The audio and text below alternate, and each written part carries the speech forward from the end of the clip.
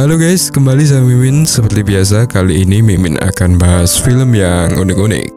Kali ini Mimin akan bahas film komedi fiksi ilmiah yang berjudul Sex Machina tahun 1984. Film ini mengisahkan dua pria yang terbangun di pasca perang nuklir, di mana tak ada satupun laki-laki yang tersisa. Kekuasaan juga diambil alih oleh wanita, sampai membuat mereka kebingungan. Oke, bagaimanakah kisah mereka berdua dan apa penyebab laki-laki menghilang? Langsung saja genjot ke plotnya guys. Film berlatar tahun 1991. Nampak sebuah helikopter yang mendarat di depan sebuah gedung besar. Lalu mobil sedan hitam juga tiba di sana bersama dengan pengawalan yang sangat ketat. Dari mobil itu muncul seorang pria berkursi roda yang bernama Profesor Victor, yakni seorang ilmuwan peraih hadiah Nobel.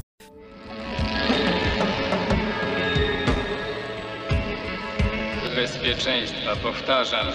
Prosimy wszystkie niepowołane osoby o opuszczenie pierwszej strefy bezpieczeństwa. Di kamar mandi gedung itu, terdapat dua ahli biologi bernama Albert dan Max yang saat itu sedang mencuci tangannya. Di saat itu juga, mereka melihat cermin yang retak yang membuat mereka tampak tegang. Albert percaya bahwa pecahan kaca merupakan pertanda buruk yang akan mereka timpa. Tapi Max meyakinkannya bahwa pecahan itu hanyalah akibat dari tekanan struktur bangunan. Beberapa saat kemudian, ketiga pria itu berkumpul untuk melakukan konferensi pers secara langsung di TV. Profesor Victor juga ada di sana sebagai pembicara. Victor mengungkapkan kepada publik bahwa dia berhasil membuat simpanse berhibernasi selama 6 bulan dan dia kini siap melakukan eksperimen hibernasi itu terhadap manusia, di mana percobaan ini adalah yang pertama kalinya di dunia. Eksperimen ini akan diikuti oleh dua sukarelawan pemberani, yakni Albert dan Max. Kedua pria ini dijanjikan akan bangun 3 tahun kemudian setelah dihibernasi, dan jika berhasil, maka mereka akan dijadikan sebagai pahlawan eksperimen bersejarah.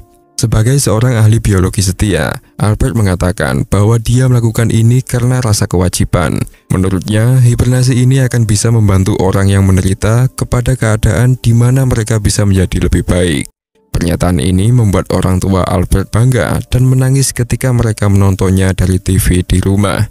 Sementara itu, istri Mark yang kesal justru menodongkan ke arah TV ketika dia mendengarkan Mark berpidato. Dia selama ini merasa ditelantarkan dan sadar betul bahwa suaminya itu hanya ikut serta demi keuntungan finansial saja. Dia kemudian menghibur janduinnya, yakni putri mereka yang sedang menangis. Di sini, ibunya itu memintanya untuk tak melupakan perilaku ayahnya yang menjengkelkan itu.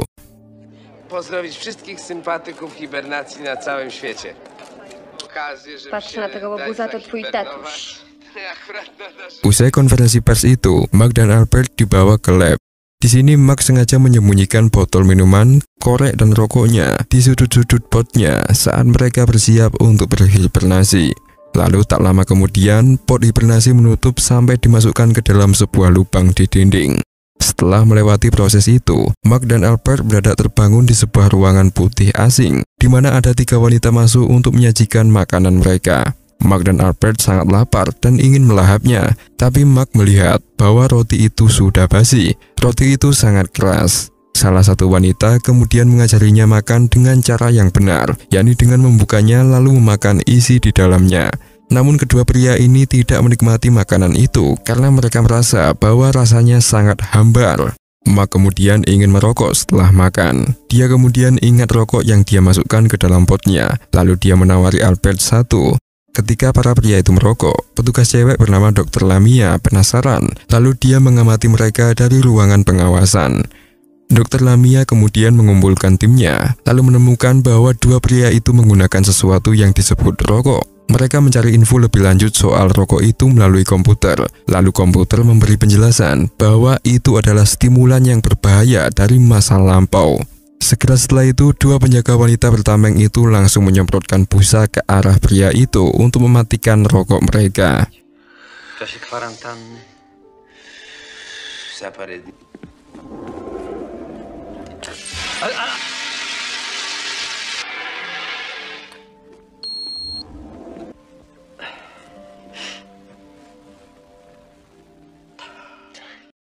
Setelah peristiwa itu, Lamia langsung menemui Albert dan Max. Kedua sukarelawan itu berharap dipuji sebagai pahlawan karena telah rela berkorban untuk eksperimen Profesor Victor ini.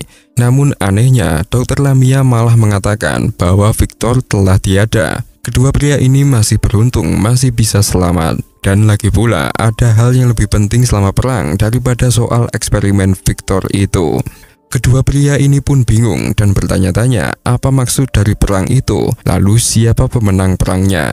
Namun wanita lain bernama Dr. Berna masuk dan menjelaskan bahwa ini bukan tentang pemenang perang, tapi tentang mereka yang selamat. Karena makin bingung, kedua pria itu meminta untuk bertemu dengan Profesor Victor. Namun para wanita itu kembali mengatakan kepada mereka bahwa dia tak ada. Meskipun demikian, Mark tak putus asa, lalu dia meminta pelayan laki-laki. Tapi Dr. Berna memberitahunya bahwa laki-laki telah punah. Albert pun bertanya sudah berapa lama mereka tidur. Lalu dokter mengungkapkan bahwa mereka sekarang berada di tahun 2044 dan mereka telah tertidur selama 53 tahun. Albert yang masih tak percaya mengira bahwa mungkin mereka sedang berhalusinasi yang merupakan efek samping dari hibernasi ini. Lalu kedua pria ini pun mencoba keluar dari ruangan ini. Namun mereka langsung tersengat listrik ketika menyentuh pintu.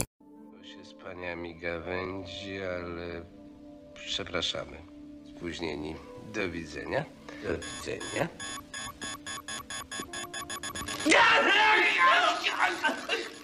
Setelah sadar dan sembuh, Albert menduga bahwa ini mungkin merupakan eksperimen kedua untuk menguji ketahanan psikologis mereka. Mark pun juga bertanya-tanya, jika laki-laki telah punah, lalu bagaimana reproduksi bisa terjadi di dunia yang hanya dihuni perempuan ini?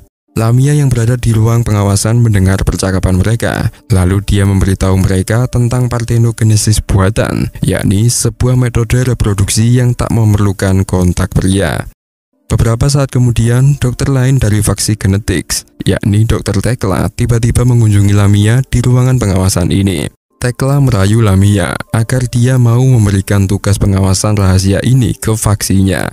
Diketahui bahwa di tempat ini terdapat beberapa faksi, diantaranya adalah faksi genetik, lalu faksi Arkeo, yang salah satu anggotanya adalah Lamia. Dr. Tekla ingin mengambil alih penelitian terhadap pria-pria itu, namun di sini Lamia menolaknya karena ini bukan bidangnya. Keesokan paginya, Albert bangun karena suara keras. Saat Mark mencari sumber suara itu, TV kecil di sana mendadak menyala. Di sini ditampilkan seorang anak yang menjelaskan soal partenogenesis buatan.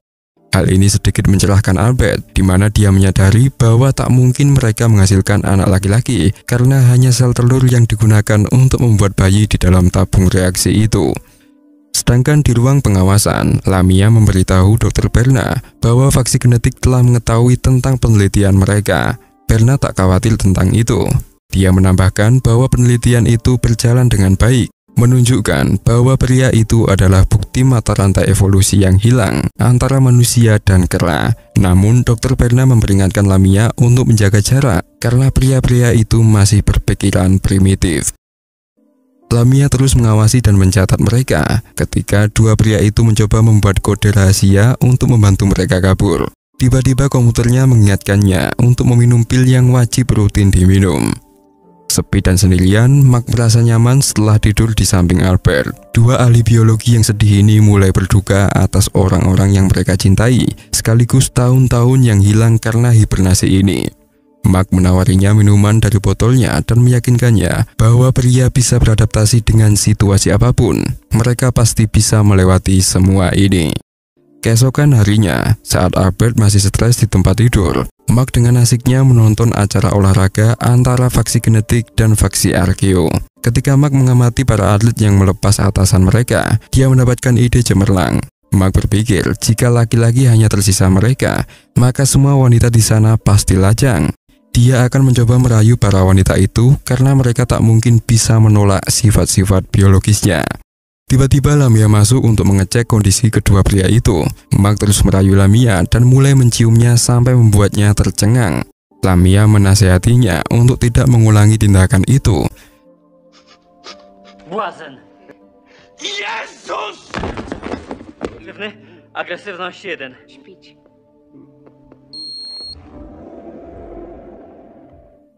Setelah Lamia meninggalkan ruangan itu, dia mulai linglung akibat perilaku genit Max. Dia mendadak mendapatkan perasaan aneh yang tak pernah dia rasakan. Saat memasuki ruangan pengawasan, Lamia melihat kepala keamanan faksi genetik, yakni Emma, sudah berada di dalam sana. Emma meminta Lamia untuk mengikuti perintahnya agar menyerahkan penelitian ini. Tapi Lamia menolak karena penelitian ini bersifat rahasia dan Dr. Berna lah yang hanya boleh mengetahuinya. Namun Emma memberitahunya bahwa Dr. Berna telah setuju untuk membawa kedua pria itu ke hadapan Yang Mulia. Kini dia diperintahkan untuk menjemput kedua pria itu. Setelah mengetahui itu, Lamia pun memasuki ruangan dan memerintahkan para penjaga untuk mempersiapkan para pria menuju perjalanan. Salah satu penjaga menusukkan alat pelacak ke telinga para pria itu. Ketika mereka sampai di kantor Yang Mulia, Albert dan Max menunggu di ruang tunggu, dan ketika mereka melihat sekelilingnya, mereka melihat replika hewan yang sudah bermutasi mengerikan akibat radiasi nuklir. Kemudian mereka juga melihat sebatang pohon apel dengan 2 buah yang tergantung di sana. Mereka pun langsung melahapnya dengan gembira, mengingat makanan yang selama ini dihidangkan sangatlah hambar. Beberapa saat kemudian, Yang Mulia datang dan secara resmi memperkenalkan dirinya kepada para pria itu. Ketika ditanya usia mereka, Emma menjelaskan bahwa mereka sebenarnya berusia 86 tahun. Namun karena hibernasi, tubuh mereka tak berubah. Ketika Mark mencoba menjabat tangan kepada Yang Mulia, penjaga langsung menahannya, mengira bahwa tindakannya itu adalah suatu serangan. Pemimpin tertinggi terkejut, tapi dia segera memerintahkan untuk melepasnya. Setelah itu Albert bertanya, mengapa tak ada laki-laki di sini? Yang Mulia mengungkapkan bahwa bom M milik Profesor Victor adalah penyebab utamanya. Bom itu sebenarnya dirancang untuk menumbuhkan gen laki-laki untuk sementara waktu, namun akhirnya malah menghapus semuanya. Setelah mengetahui kebenaran itu, Mark langsung menawarkan layanan reproduksinya guna memulihkan kondisi masyarakat. Tapi Yang Mulia meragukan ucapan laki-laki itu. Karena menurut keyakinannya, mereka pernah kehilangan surga akibat ulah laki-laki yang mengambil apel suci dari pohon. Yang Mulia pun langsung menunjuk ke pohon apel suci di belakangnya. Namun tiba-tiba dia memperhatikan apel sucinya yang telah hilang. Setelah mengetahui bahwa 2 pria itu telah memakannya, pemimpin yang marah itu langsung mengirim mereka kembali ke kurungan. Setelah mereka dilempar kembali ke ruangan, Mark langsung kehilangan semua harapan. Tapi Albert mencoba menghiburnya. Para petugas mendadak membawa robot penyedot debu memasuki ruangan, membuat kedua pria itu terkejut dan ketakutan di sudut. Tiba-tiba, tangan Albert merasakan seikat kabel di sepanjang dinding, di mana ini menginspirasi dia untuk membuat rencana pelarian. Sementara itu, Lamia terbangun di kamarnya. Dia nampak gelisah, memikirkan efek aneh Mark pada dirinya. Untuk memahami perasaan gelisahnya dan mempelajari lebih lanjut tentang peran laki-laki di masa lalu, Lamia pun mengunjungi tahanan untuk mencari wanita tertua yang masih hidup. Petugas pun menunjukkan bahwa ada wanita berusia 74 tahun di sel, yakni bernama Julia. Diketahui bahwa ini adalah tempat untuk mengurung para wanita yang telah pensiun. Ketika Lamia mencapai sel Julia, dia memasang pemblokir pada speaker agar penjaga tak mendengar apapun yang mereka diskusikan. Setelah Lamia menunjukkan rekaman pria yang dia teliti, wanita berusia 74 tahun itu dengan penuh semangat mengingat tunangannya. Dia menceritakan bahwa para pria bisa membuatnya tak fokus, yang diartikan Julia sebagai jatuh cinta. Namun di sini Lamia menceritakan tentang rencana atasannya untuk mengubah laki-laki menjadi perempuan melalui program naturalisasi. Namun perempuan tua itu berpendapat bahwa populasi laki-laki harus dibangun kembali ke dalam masyarakat demi masa depan mereka. Sementara di ruangan, Albert menunggu penjaga membukakan pintu dan kemudian menghubungkan kabel sampai terjadi konslet. Uwaga, nie ruszaj! Nie po oczach, nie. Chodź na miejscach! Dajcie wreszcie to światło. Mereka langsung melarikan diri dan bersembunyi di sebuah lubang di dinding. Di sana mereka tak sengaja menyaksikan kelas di mana perempuan sedang dicuci otak untuk menganggap semua laki-laki jahat. Saat mereka menguping, kedua pria itu bersandar pada dinding tipis di depan mereka. Dan apesnya mereka malah menjebolnya, membuat mereka jatuh ke dalam ruang kelas. Mengetahui itu, para penjaga pun segera membawa mereka kembali ke ruangan awal. Karena perilaku berbahaya para pria itu, Dr. Berna, Emma, dan Lamia mengunjungi mereka dan menawarkan kesempatan kedua. Para dokter ini memberi mereka formulir untuk menyetujui naturalisasi, yakni program merubah pria menjadi wanita. Namun para pria itu menolak untuk tanda tangan. Langit-langit ruangan langsung terbuka dan memperlihatkan sebuah pertemuan besar. Mereka tiba-tiba diadili dan para wanita ini akan menentukan nasib mereka. Dokter Tekla bersaksi dan menyalahkan laki-laki atas semua penyakit dan keburukan yang terjadi pada masyarakat, sembari dia memuji dunia superior mereka yang bebas laki-laki. Di sini Albert mengatakan bahwa laki-laki juga sangat penting dalam sejarah, contohnya seperti Kopernikus dan Einstein. Namun para wanita ini malah berdalih bahwa semua tokoh-tokoh itu adalah perempuan. Albert pun mengatakan bahwa di zaman dulu perempuan sangat dijunjung tinggi karena laki-laki memuja dan menulis puisi tentang mereka. Ia percaya bahwa menghapus laki-laki berarti sama dengan menghapus separuh diri mereka sebagai perempuan. Mereka berdua pun dibawa kembali keluar. Kemudian faksi genetik ingin bereksperimen pada laki-laki itu sebelum mereka menyingkirkan mereka. Sedangkan faksi Arkeo ingin mengubah mereka menjadi perempuan. Sambil menunggu putusan yang adil dari Yang Mulia, Albert dan Max merencanakan untuk kabur dengan merayu para penjaga, yakni dengan ciuman mautnya. Satu persatu penjaga dia lumpuhkan dengan ciumannya hingga mengakibatkan salah satu gas bocor. Pada akhirnya, kedua pria ini pun berhasil melarikan diri.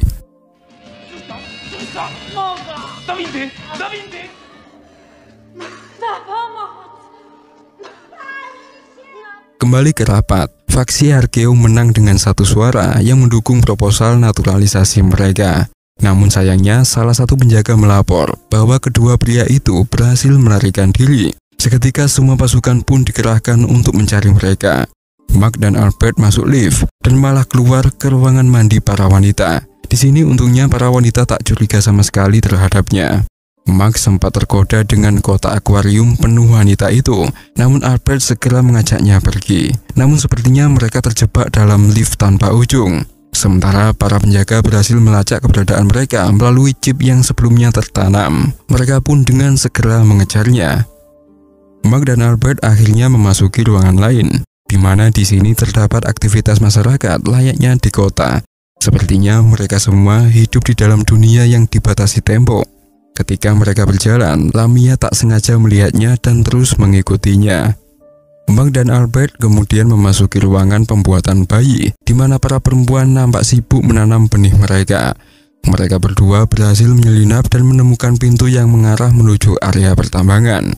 Setelah turun ke terowongan bawah tanah, chip yang dipasang ke telinga mereka mendadak bergetar. Saat kemudian, kereta tambang datang bersama dengan pekerja wanita lainnya. Salah satu petugas tambang curiga, namun Mark dan Albert berhasil menghindar dari mereka.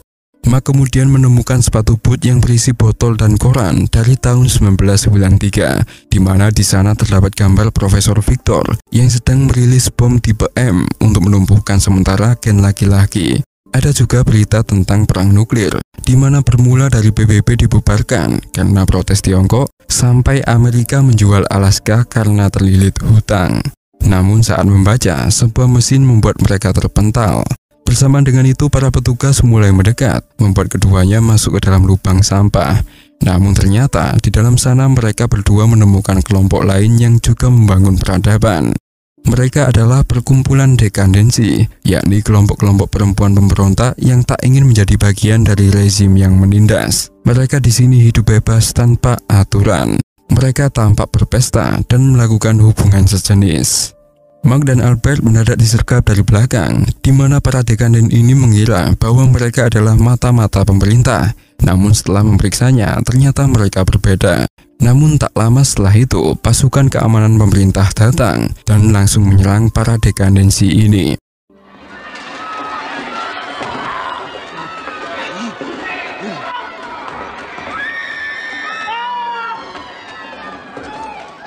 Hal itu menyebabkan kekacauan. Ketika para pemberontak dan petugas keamanan berperang, Mark dan Albert berpencar untuk menyelamatkan dirinya masing-masing. Akhirnya setelah lari tanpa tujuan, Mark menemukan Albert yang berdiri di lift, di mana ternyata dia telah ditangkap oleh Lamia. Lamia pun mengurung mereka di dalam lift. Lalu Mark bertanya pada Lamia apa yang akan dia lakukan terhadap mereka. Lamia bilang bahwa dia akan menunjukkan dunia luar kepada mereka. Mark sangat ragu, tapi Albert menyuruhnya untuk mempercayainya saja.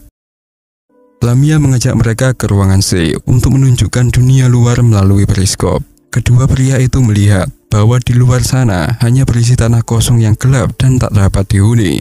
Lamia menjelaskan bahwa mereka tinggal 360 meter di bawah tanah pasca perang. Mark bertanya-tanya apakah masih ada kemungkinan untuk pergi keluar, tapi Lamia menjelaskan bahwa tinggal di luar sana sangatlah berbahaya karena masih ada 300 unit radiasi Victor yang merupakan efek samping dari bom M. Radiasi itu akan membunuh pria seketika dan berbahaya bagi wanita juga. Lamia memberitahu mereka bahwa satu-satunya harapan mereka untuk bertahan hidup adalah menjalani naturalisasi atau dengan merubah mereka menjadi wanita. Saat Mark berusaha mencari cara aman untuk keluar, Lamia mengungkapkan bahwa ada pakaian khusus yang bisa mereka gunakan. Namun suplai oksigen di pakaian itu hanya bertahan 1 jam. Mark dan Albert menolak untuk tinggal di sini dan lebih memilih mati di luar daripada hidup seperti tahanan bersama para wanita. Namun Lamia mengatakan bahwa mereka pasti bisa beradaptasi, tapi keduanya tetap menolak dan ingin keluar. Karena emosi, Lamia pun mengakui bahwa dia telah bekerja sama dengan pemerintah untuk menangkap kembali mereka.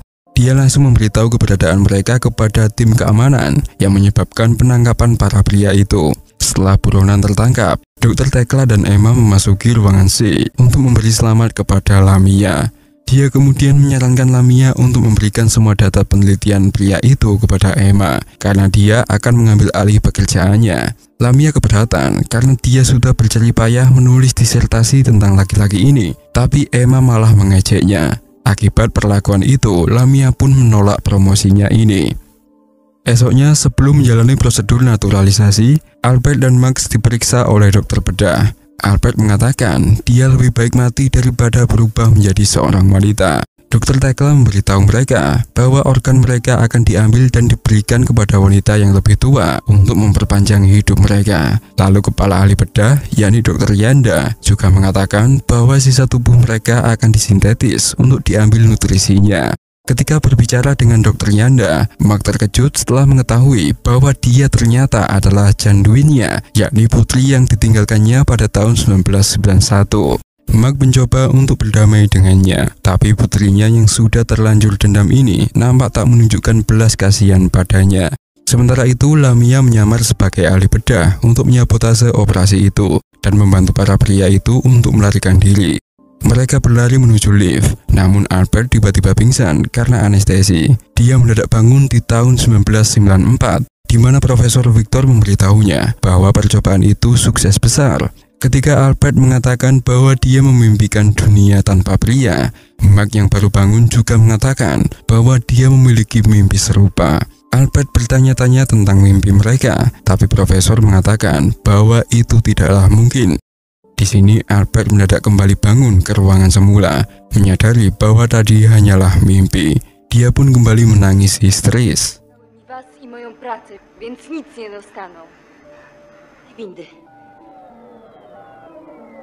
No, Albercik, przestań się mazgaić. A co ona tu robi? Lamia kemudian melepas alat pelacak mereka, lalu dia membawa orang-orang itu ke ruangan C lapis baja, di mana dia mengancam para penjaga agar membantu mereka melarikan diri. Setelah Albert dan Mark mengenakan pakaian pelindung radiasi, para penjaga memberitahu Lamia bahwa mereka memerlukan kata sandi vokal untuk mengaktifkan kapsul menuju pintu keluar, tapi hanya yang mulia yang mengetahuinya. Sementara itu, para petugas mengetahui posisi Lamia dan segera menjebol pintu baja itu dengan laser.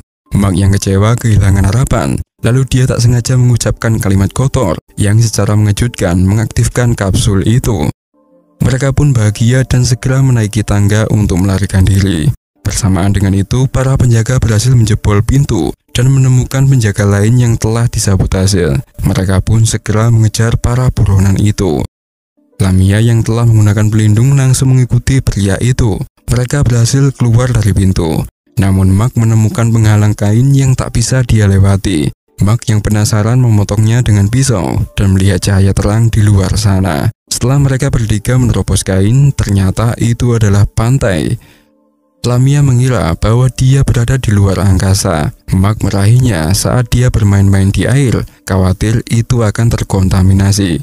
Mereka kemudian menemukan hutan. Namun di sini mereka hampir kehabisan oksigen. Saat mereka kesulitan bernapas, Mark melihat burung bangau yang masih sehat. Lalu dengan cepat, dia pun melepas jasnya dengan penuh sukacita. Mereka bertiga pun melepas pelindungnya, dan ternyata kondisi udara aman untuk mereka. Tak lama kemudian, mereka menemukan rumah bersih yang penuh dengan banyak makanan baru. Walaupun heran, mereka segera menyiapkan makanan dan memutuskan untuk makan bersama. Ketika mereka bersenang-senang, Emma mendadak muncul, lalu kemudian dia pingsan. Di sini Albert pun langsung membawanya ke dalam rumah. Ketika bangun tidur, Emma bertengkar dengan Albert karena ketakutan akan radiasi. Mereka secara tak sengaja menyalakan TV, di mana saluran itu menayangkan Dr. Berna yang sedang mengumumkan kematian palsu Lamia dan Emma. Mark dan Albert palsu juga nampak diwawancarai sebagai pasien naturalisasi, seolah-olah berita itu dibuat untuk menenangkan masyarakat bawah tanah.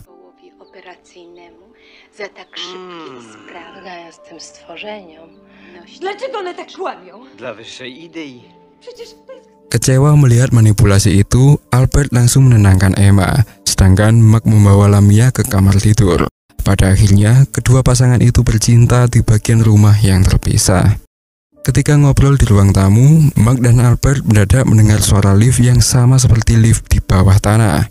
Ternyata yang mulia adalah pemilik rumah ini, dan kini dia sedang menjenguk rumahnya. Ketika yang mulia sampai di ruang tamu, dia melihat bahwa seseorang telah masuk ke rumahnya.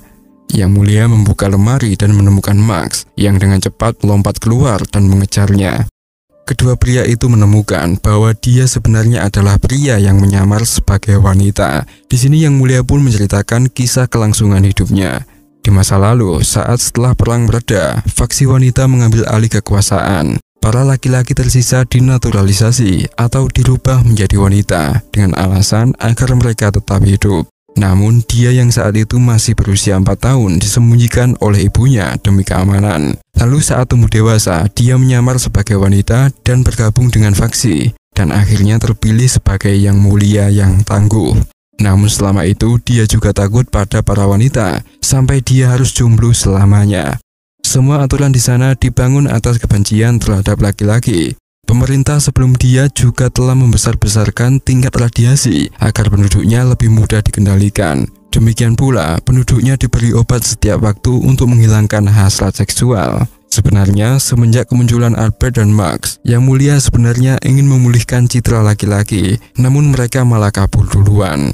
Setelah bercerita, kini ketiganya membuat kesepakatan. Mark dan Albert berjanji tidak akan membocorkan identitas asli yang mulia, asalkan mereka bisa tinggal di rumahnya bersama Lamia dan Emma. Mereka juga akan membiarkan yang mulia berkuasa, asalkan dia mau mengembangkan laki-laki di bawah tanah. Yang mulia pun setuju, lalu dia memulai rencananya. Di sini mereka akan mengembangkan laki-laki dengan cara halus. Mark dan Albert diberi otoritas dan menyamar sebagai pekerja lab. Secara diam-diam, mereka berdua menambahkan gamet laki-laki ke tabung reaksi. Lalu beberapa bulan kemudian, seorang perawat yang secara rutin membungkus bayi mendadak terkejut setelah melihat bahwa semua proses di sana menghasilkan bayi laki-laki. Di sini, misi Mark dan Albert untuk memulihkan populasi laki-laki akhirnya berhasil di bawah kekuasaan yang mulia yang juga bekerja sama dengan mereka. Di sini film pun berakhir. Oke guys, begitulah alur dari film Sex Machina tahun 1984. Tulis di kolom komentar jika kalian suka tema film seperti ini. Terima kasih telah menonton dan semoga terhibur guys.